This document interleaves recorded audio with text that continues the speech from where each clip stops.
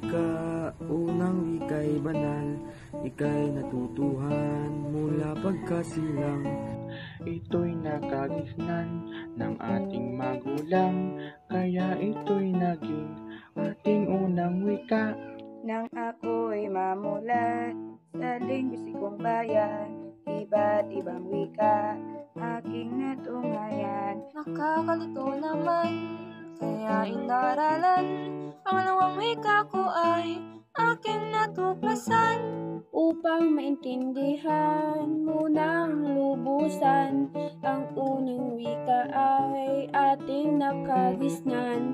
Ang pangalawang wika naman ay pinag-aralan, upang sa mundo ay tayo'y makasabay.